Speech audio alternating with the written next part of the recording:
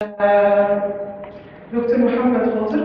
He holds a BSc in Systems Engineering and Environmental Engineering, an MSc in Artificial Intelligence Applications in Neuroscience, and a PhD in Strategic Management and Leveraging of Competencies from University of Cambridge.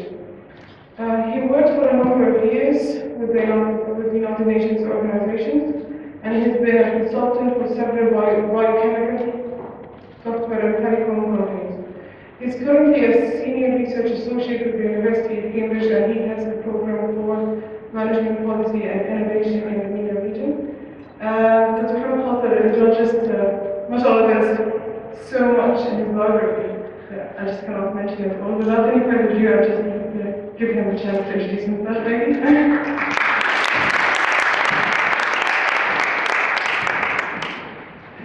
Good morning, ladies and gentlemen.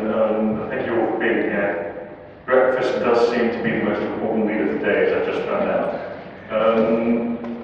Just for those of you who are wondering, I am almost 40 years old. Because people do tend to ask that question, how have you got all of this and done all of that? I'm almost 40 years old.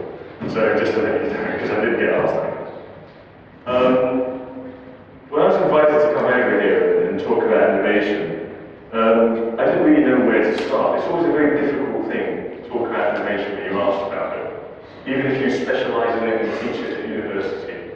So before I start giving my talk today about innovation from idea to exit, let me try and get to you by sort of introducing some of the definitions that you'll see if you try to figure out what innovation is.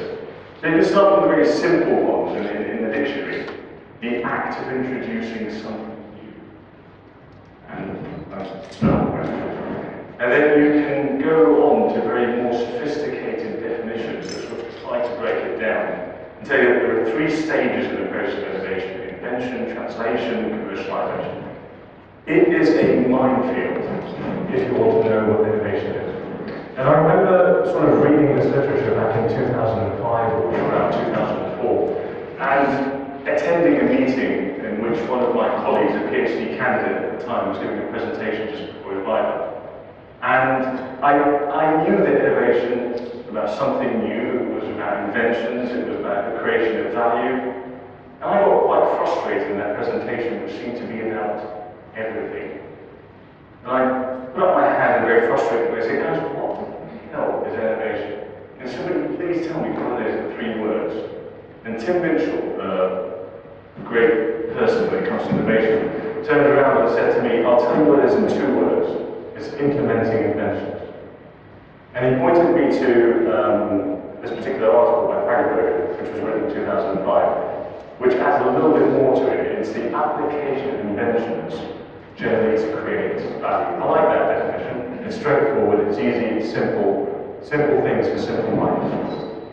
So, what am I going to talk to you about today? When asked to speak about innovation, there's 2 ways or 3 ways you can go about doing it. The first one is to talk about the company level. How do companies innovate? The second way is to talk about how nations innovate. Or you can talk about how an industry innovates. What I'm going to talk about is how a nation innovates in this session. Later on in the day, I'm given a workshop where I'm going to talk to you about, as a company, how do you innovate? How do investors think? How do they evaluate companies? How can you grow an idea into a business? And that's one of the things I'm very interested in, because I work for a number of investment companies and we invest in small firms that we try and make big. So today I'm going to try and answer 4 very simple questions. Where do ideas come from? How do ideas become companies? How do companies grow? And what's an exit? And what comes after an exit?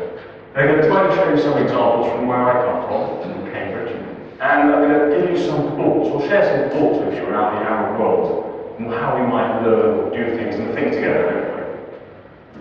So, as I go through this story, I want you to remember that the story is about 5 stakeholders: governments, businesses, financial vehicles, universities, and non-government organizations. Please try and remember that I'm telling you a story about these 5 entities, and I'll explain why at the end. So, where do our good ideas come from? You don't really need to be a genius to figure out good ideas live in smart people's heads. Smart people, unfortunately, don't have habits. They live everywhere in the world. Smart people, for anyone who's done a PhD, probably realizes that they get stuck. They get intellectual blocks. They whack their heads against walls because they don't know what to do next. Now, put a smart person alone in an absolute intellectual vacuum with an intellectual block, and you get people that want to commit suicide. We have a lot of PhD students that are on the verge of suicide in Cambridge, and they walk around Cambridge talking to themselves. And they don't live in the intellectual void either. So, a person who suffered this was Steve Jobs, back in 1979. Steve had put out his Mac 1, put out his Mac 2. His Mac 2 was an absolute failure. It done really, really bad. And at the same time, he was going to get fired from his own company. Gets into his yellow Volvo, drives off to Xerox Park, and gets in and sits and watches other people who are creating things. And as he watches, he realizes that they've invented, or they've modified something called a mouse, and that their systems use little icons. He starts pacing the room excitedly, gets up and says, "You guys are sitting on a gold mine." And out comes the Macintosh. A computer that's going to change the way we compute, the way we interact with machines for the rest of our lives, for the rest of humanity's life. That's because he didn't live in an intellectual void. He could go down the street in Silicon Valley and learn from other companies. And so, freaks like us need what we call innovation clusters, a place where we can sit together, talk to one another. So I'm going to talk to you about innovation clusters. The innovation cluster was born in India. It grew big in Silicon Valley. It became a pandemic that took over the world. Cambridge has its fair share of it. And how about us in the Arab world? So in 1893, Mr. Khater, like not the current Mr. Khater, but the great-great-great-grandfather Mr. Khater, was on a ship going from Japan to the United States. He met the Maharaja of Mysore, and they said, "India is doing horribly bad. We need an absolutely new India. We need an India that's built on science." And Tata said, "I'm going to put a load of money." And the Maharaja said, "I'm going to give you some land, and I'm going to have them talk to my connections, and we are going to start the Bangalore Science City." They were an NGO. There were two people interested in building their own country, and they put their own resources to do that. Now, once they did that, this place was the birth of a lot of science in India. It was the birth of the Indian Institute of Science. It was the birthplace of Infosys, the second largest exporter of IT services in India, one of the largest in the world. A centre for commercial activities, innovation clusters. They had the right ingredients in place. They had the financial and commercial infrastructure in place. They attracted banks, they attracted money. They had the support of the local government. They had a large network of non-profit organisations working with them. And they had a group of renowned scholars that left all the Indian universities to come and live in their city. Remember, the story is about 5 stakeholders. Tata, Bangalore, Science City did a wonderful job of bringing all these people together.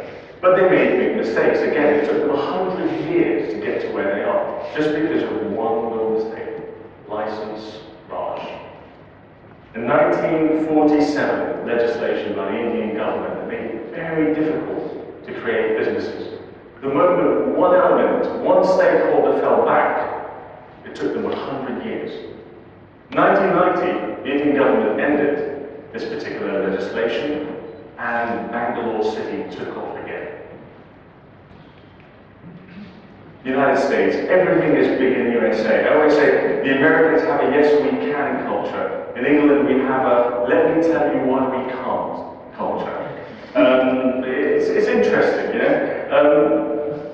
In the 1940s and 50s, Professor Frederick Terman said, "I'm very unhappy about employment in my country. I want to give people the opportunity to grow their own companies." An NGO, a guy who's unhappy with unemployment. And he sets up this place. You might recognize some of these weird companies that suddenly spring out of Silicon Valley. All these companies have changed the way we see life today. The term Silicon Valley was coined by Bob Farris, a successful California entrepreneur in 1971. And they again had all the right ingredients. They had the government support, the federal government pushed a lot of money into Silicon Valley. And they helped these companies grow, and they bought their products. There was a legal infrastructure that's been put in place to make companies get created very quickly and work. There were all the financial vehicles, venture capital was born, business angels, private equity. Everybody was working together to create Silicon Valley. Silicon Valley took 30 years. We were beginning to understand the secret formula for success. What did we learn? We learned that if you try and work on your own, it ain't going to work. You have to put people together. They have to work as a system. And we began to learn that the various stakeholders of this system are governments, businesses, universities, financial vehicles, and NGOs. Now we know why the story is about these 5 stakeholders. Now, once we had Silicon Valley succeed, we had Siliconia pandemic. Everybody wanted to have their Silicon Valley. You can go onto this particular website, and they keep track of every single country on the planet where everybody ever tries to create another Silicon Valley. In Cambridge, we're just as guilty. We created Silicon.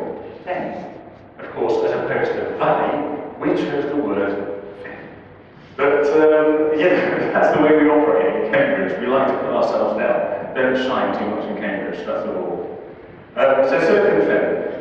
Silicon Fen is actually not a bad thing, despite the name. It is one of the world's leading high-tech clusters.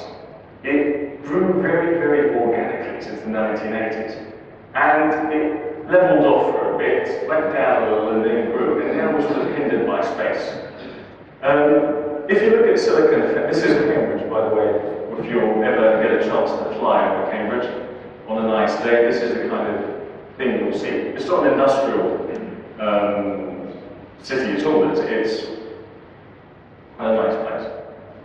If you're not working in university or doing a PhD, it's a nice place. If you look at the actual high-tech firms, you see it grew very organically. It only started in the 1980s, when somebody decided to coin the term the Cambridge phenomenon. If you look at the number of companies that were created and the number of people they employed, very few companies, very few people being employed. If you look at the high-tech jobs being created, look at 1981. This is where we are, by the way. The little watch shows where Cambridge is around that part.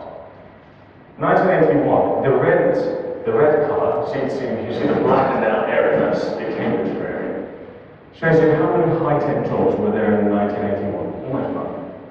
Now, move on, and in the 1991, a little bit of creeping in. 2001, a lot of high-tech firms coming into Cambridge. Cambridge grew organically. There was no plan to create a high-tech innovation cluster. There was no plan to create jobs. It was like-minded people coming out of university creating high-tech firms. And this is why, in Cambridge, we didn't create jobs from innovation. If you compare us to Silicon Valley, very few jobs have been created, very little venture capital money has been invested. Compare us to Israel, we're not doing that well. Compare us to Bangalore, Beijing. So the reason is quite simple. We did not plan our innovation cluster to create jobs. This teaches us something extremely important. When you innovate, decide why you want to innovate. If you're innovating to create jobs, innovate in the right way. If you're innovating to create high-tech industries, innovate in a particular way. You have to know why you're doing it. So this leaves me with some thoughts for the Arab world. First of all, how can we create our own idea space, our own idea parks, which extend beyond our geography and technology? A place where bright Arab minds share ideas without capability restrictions, border restrictions, and legal barriers. Let me tell you something. None of the Arab countries are going to succeed on their own. It's not going to happen. Because every single one of us has a restriction on something. If we look at, for example, Egypt. Egypt has absolutely no restriction on human resources. It has a lot of research capacity. But it doesn't have the finances. If you look at a country like Bahrain, I'm going to be able to speak about Bahrain because I have permission to do so. Bahrain has very few people as a country. Very few of them go to university. Very few carry on to become researchers. They are never going to create the critical mass that will enable them to be a research hub. People in the Arab world have to get together. Their Silicon Valley has to extend beyond their own borders. Not only that, but they have to tap into the Silicon Valley's, the research capacity that is not in the Arab world. And we need to develop a way of doing that. We discussed yesterday the idea of a virtual Silicon Valley, something that binds us non-geographically across the Arab world, that brings together those 5 stakeholders that are interested. But more importantly, before we get into any of this, we need to understand, why are we innovating in the Arab world? Is it because it's a chic term? Is it because we want to seem to be part of the modern world? Are we trying to create jobs for young people? Why are we doing it? Why are you guys here? Why am I here talking about innovation? If it's to look nice and good and part of the modern world, well, heck no, we've done that, let's go home. But if you really want to do it, you've got to have a clear strategy and a clear way to go. So, how do ideas become companies? You can spin them out, you can spin them off. You attract large firms. There's a need for consultancy firms. I'll tell you what we did in Cambridge. Let's have some thoughts about the Arab world. People get confused between what a spin-off is and what a spin-out is. It doesn't matter. It's a company that's left a parent company. Spin-offs are basically companies that leave the parent company because they think they can succeed on their own, but the parent company still has a bit of a hold over it. Spin-outs are companies that the parent company decides to sell to another company because they can create a capital gain over it, but they don't want any headaches by managing it. It doesn't matter. They're small things that come out of bigger things, out of bigger companies, out of universities, whatever. But they are small companies that come out of larger entities. That's how ideas become companies. Ideas become companies by attracting large firms. Large firms will be on the look for smart people. They go in and they try to work with smaller companies. They try to create smaller companies because they want to leverage technology they have on one of their products. They want to access intellectual capital. We have a lot of companies coming to Cambridge to access intellectual capital. They do it because they want to cross frontiers, they want to go to a new market, new industry, new technology, be attractive to large companies. And they will come over and they will help change your idea into a company. Large companies outsource. That's another way of building companies. Toyota does not make any of its own parts. It's an assembly arm. If you've ever been to Japan, we realize that Japan is built on small companies that supply larger companies that put things together. It is a horrendous sight to see the suppliers queuing up in the parking lot of Toyota, waiting because Toyota has decided that it will work the just-in-time technique. I want it when I want it, and you better be there to deliver it. That's how these companies live. They live off Toyota. In 2011, 94% of all the notebooks that we are currently holding were being made in Taiwan for larger brand names. Now, other ways of M&As, Google will buy a company every 2 weeks. Every 2 weeks, Google will go out and buy a company. It could be your company, it could be your idea. There's no reason why it can't be. M&As are a very good way in which ideas become companies. Partnerships. Sometimes some companies partner, large companies partner with a small company. Schlumberger has partnered with Contour Energy Systems. Contour Energy Systems are very good at making batteries. They work together to develop battery technology with the agreement that whatever they develop together, this small company can use in a different industry. Not the oil and gas, but in a different industry. Partnerships. Consultants are amazing parasites, but I'm guilty of being one, by the way, so don't worry. But they are very smart people because, unlike academics, they don't like perfection. And they do have the knack for detecting good ideas, and they know how to change them into companies. Consultants are very, very important. They're an important part of the ecosystem. They are a business that is important to the ecosystem. They take an idea from an academic and say, look, this is pretty good to be a business. Let me change it. Let me show you the Cambridge experience. So, the upper left corner here, or this part,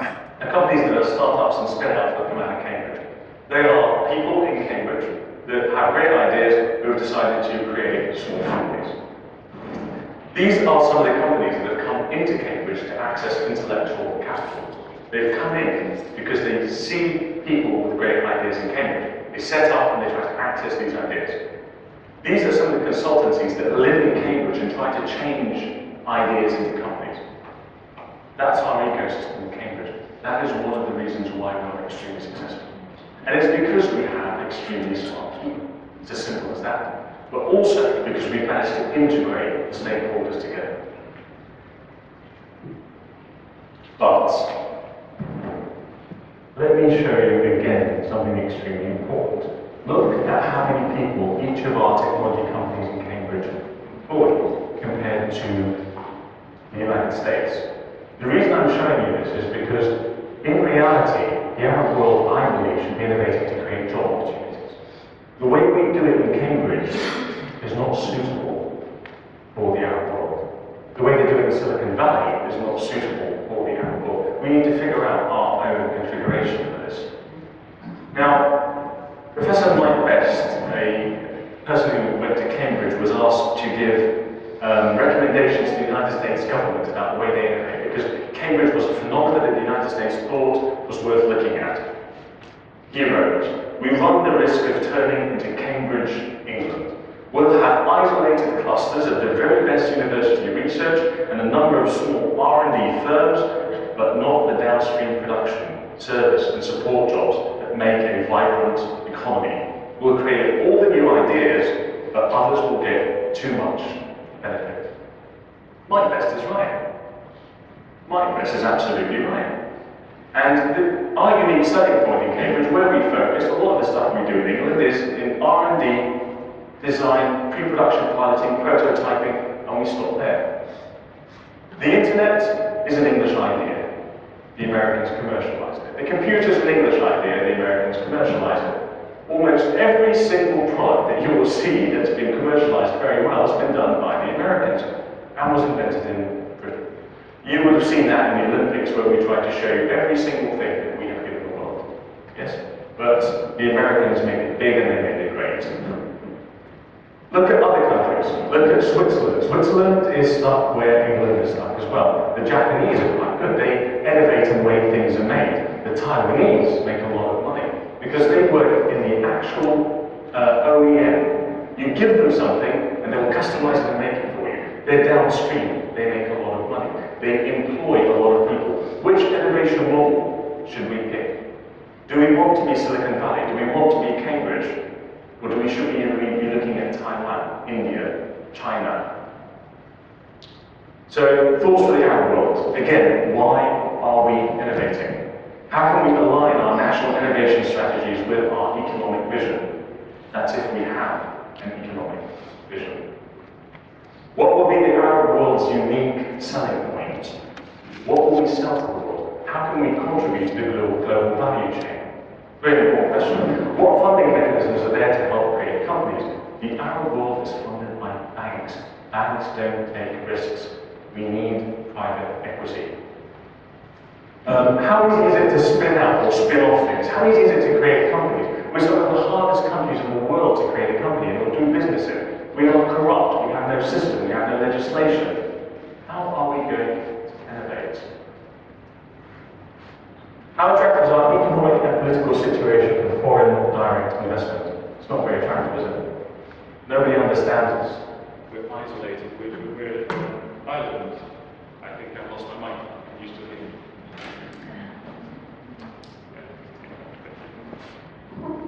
Hello? Yeah.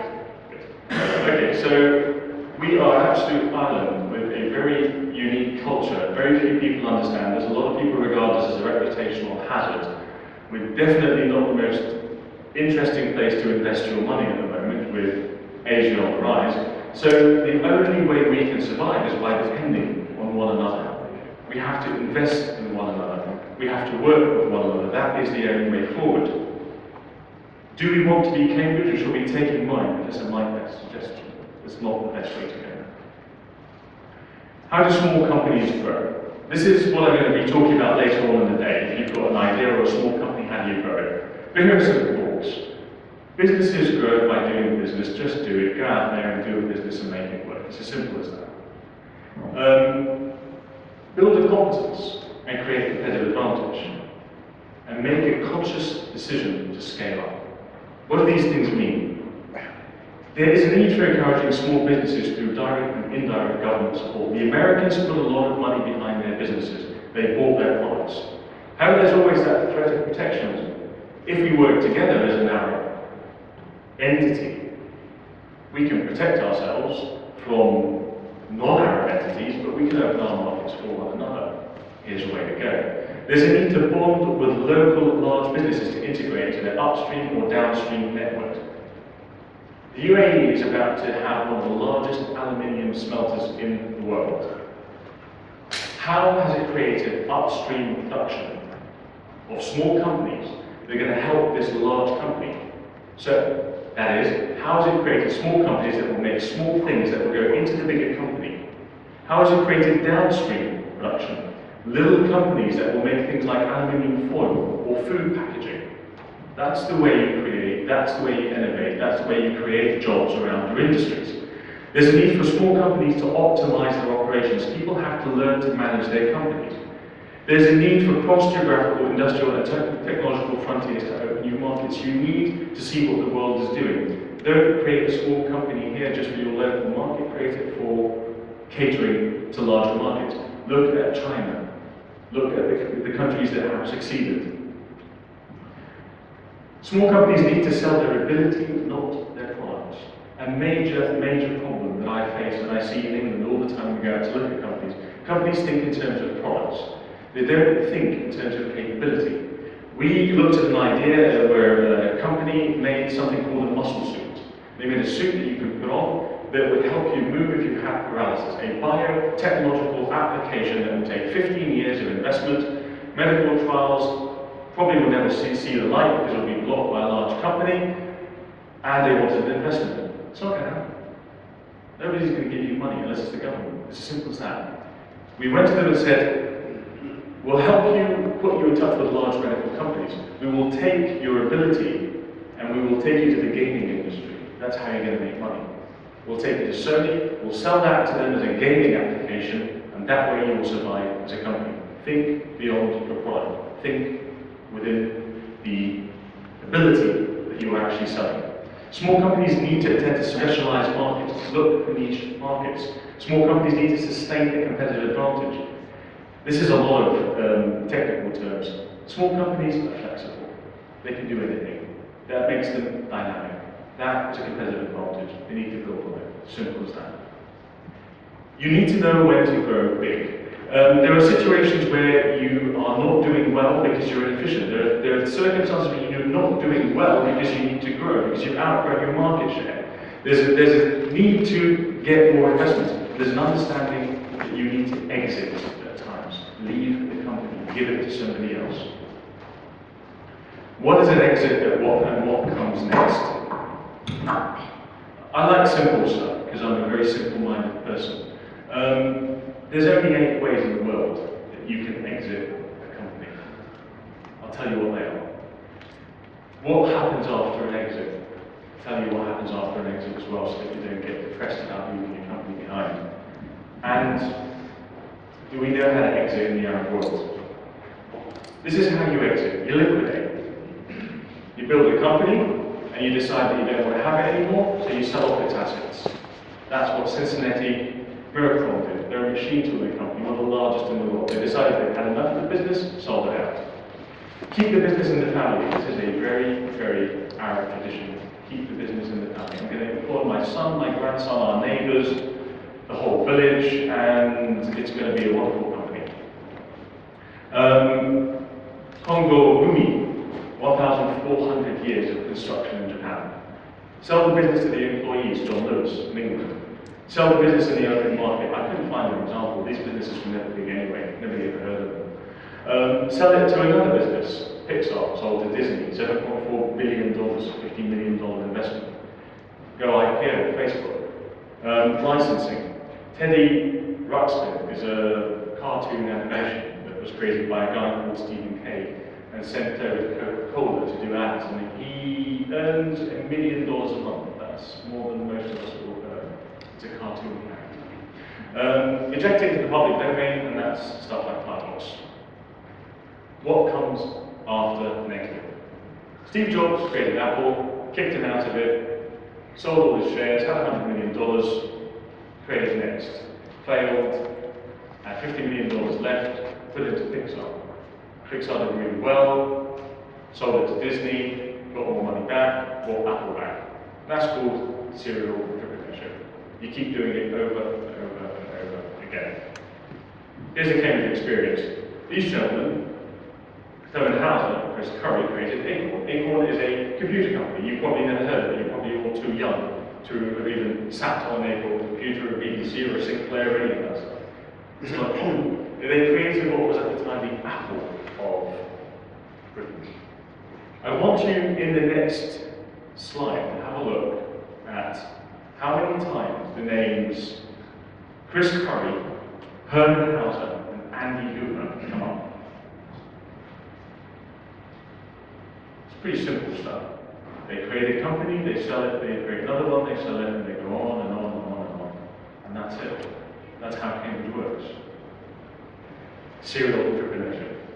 So, in our world, we don't know how to exit, we don't know how to leave things behind, we don't know when to do it. Our economy doesn't support that kind of thinking, and we don't know how to exit beyond our geography. Somebody creates a wonderful company, and then doesn't really know how to sell it off to Google or Microsoft or whatever. We need to learn these things. If there's a few things I want you to take away from this, please try and take away these things. The governments provide the necessary infrastructure, they do the transportation, the schools, the powers, etc., etc. Businesses create the vitality, the creativity, the ability for other small companies to grow. Financial vehicles will give us the money. NGOs tend to be the initiators of everything. They make things happen. NGOs are where things start. This is what you're doing in AINAC. They are people who are just like-minded, that want to bring other people together to make things happen. These are the 12 things that are usually common when regions become anything. 1, they have a strong pool of founders. 2, they have local capital. 3, they have killer events. They have events where they bring in people and talk about amazing stuff. 4, they've got access to great research, great universities. 5, they have motivated champions. People want to go out there and actually do something. 6, they are covered by local press, websites, networks. They have publicity. They have a strong alumni. They have local wins, things that they've done at home that people can see and relate to. They have recycled capital, people that want to keep coming back and doing it over and over and over again. They have second-time entrepreneurs, third-time entrepreneurs, serial entrepreneurs, and they have the ability to attract all the talent. Finally, they have a marquee of local companies. We have all that in Cambridge. They have all that in Silicon Valley. Do we have any of that in the Arab world? What's missing? Let's talk about it. Thank you for realizing your dream. Steve Jobs is a man I totally respect. I totally hate Max, but I totally respect Steve Jobs. This is one of his quotes. He said, "Don't be trapped by dogma, which is living with the result of other people's thinking. Don't let the noise of others' opinions drown out your own inner voice. The most important, have the courage to follow your heart and intuition. They somehow already know what you truly want to become. Everything else is secondary." Rest in peace. This man was a contributor, an innovator, and a visionary. Thank you all for being here, and I hope that the next Steve Jobs is sitting somewhere out there. Thank you.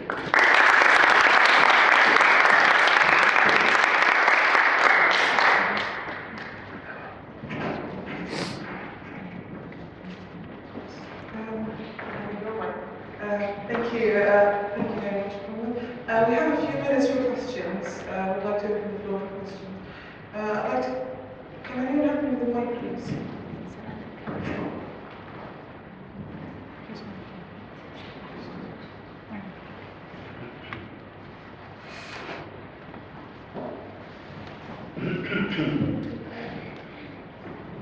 Thank you, Dr. Khater, for your presentation. It was very lovely. I have 2 questions to ask you. The first one is regarding, you said that we have to have have innovation clusters.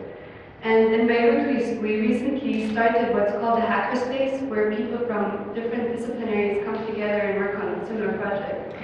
But the idea that they have there, and this is something that I noticed in several young innovation clusters, is that large companies are the enemy, and that we should avoid using or like accepting their help or something like that. So how can you change that mind frame? Because from what I've seen from your presentation, large companies can actually contribute a lot to the success of these entrepreneurs. I agree with you. Large companies play a massive role in either creating downstream or upstream business opportunities. A lot of the sort of clusters in Europe have to have three elements: a small company, university, a large company. I don't know how to work around a lot of the culture in the Arab world.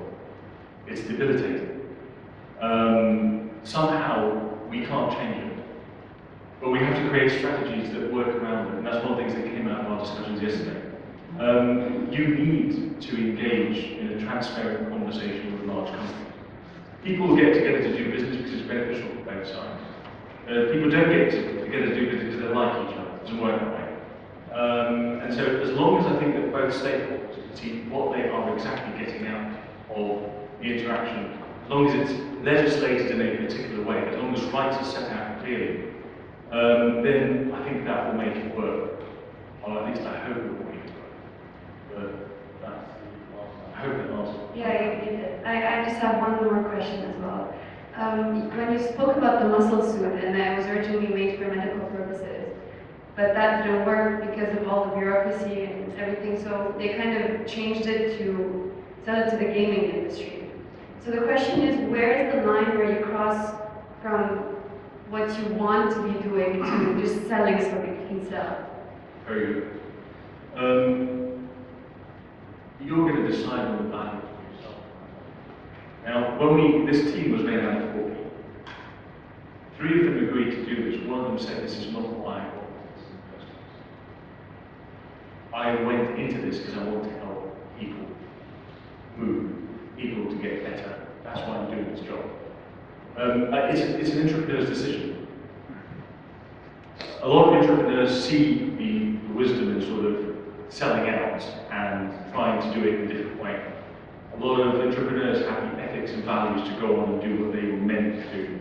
I think that creates a very good balance for humanity itself. Because there are people who want to make profit and they build an economy. There are others who just want to do the great thing and make people better and they stick to it. So, very personal decision. May I ask another question? Please. Have you given a thought to the issue of how do you thrive in communities with corruption, piracy, overcoming your wishes and what have you, and in political instability? Is there a way to do that? I think there is a way to do it.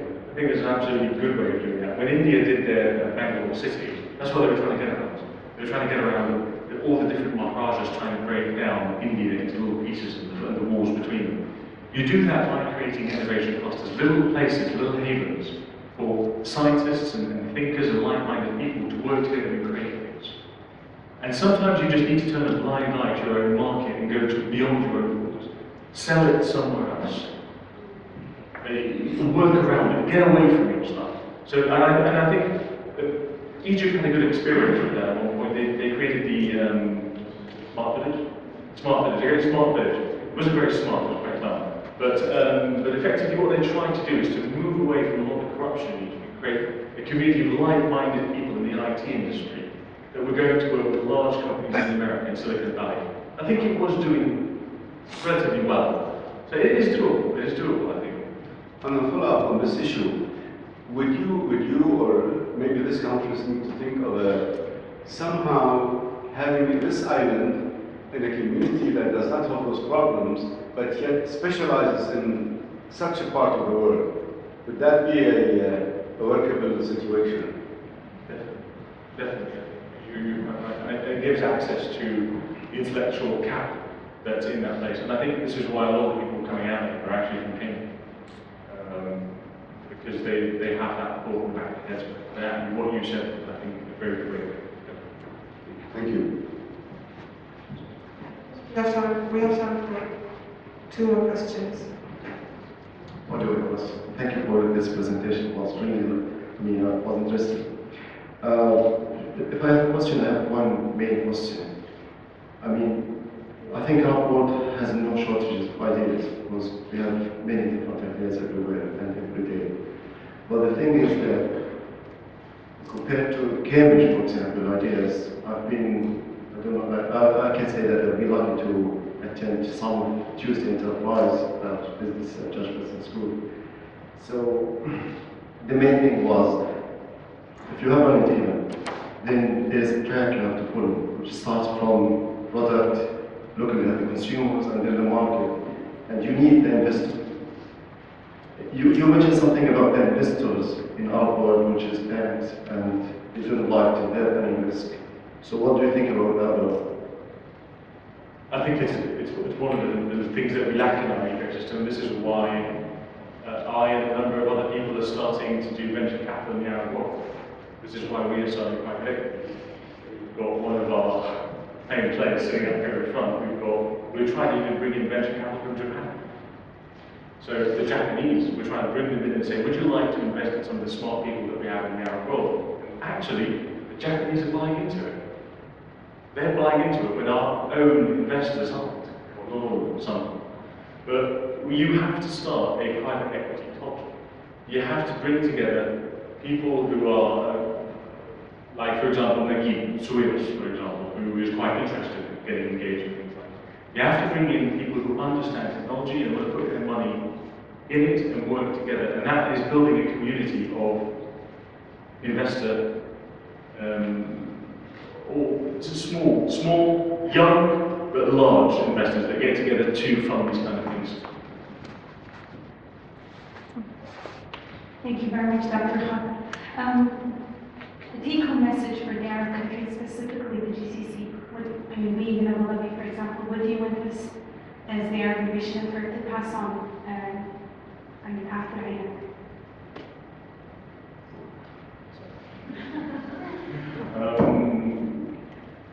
I think the Gulf countries have done great, to be quite honest. They've bridged many gaps in a very short period of time. And there's a lot to be learned. You guys are innovators in many ways. You've learned to innovate, but you haven't codified it. I think one very important thing is to codify what you've innovated and why you've done it. And then decide whether that is in any way aligned with your strategic vision for the future. Because you are selling off your natural resources and you're turning it into liquid money. And if you don't reinvest that liquid money, then you're wasting it. And if you're wasting it, you're wasting your country. And that means that you're not really going to be doing very well in the future. So that money has to be reinvested very wisely. I think that's what I would say. To be very honest and to actually say something that's true.